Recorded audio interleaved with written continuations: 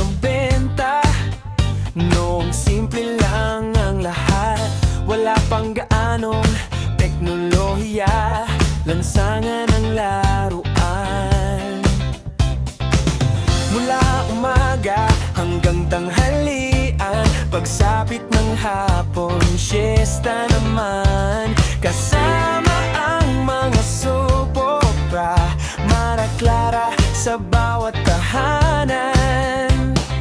4:30 na, ang TV na ang sigaw, pagkatapos ay si Marimar na panay ang sayaw.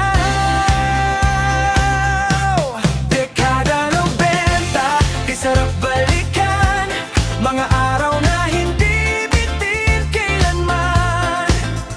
Walang internet pero laging magkakasama,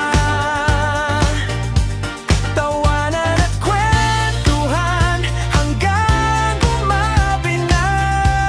Dekada 90, nasaan ka man ngayon, kapag naaalala kita, sumasaya ang panahon.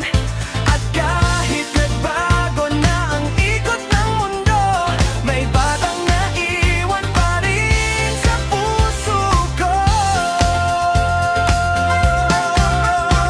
May kaset sa bag at lapis na kasama, kapag nagusot ang tape, ikot-ikot muna. Paboritong banda sa radyo maririnig, at buong barkada sabay-sabay na aawi. Tambay sa kanto habang may inuman, kwento ng barkada na walang katapusan. Hindi man marangya ang tagpo, ang laro punong-puno ng saya at tawanan.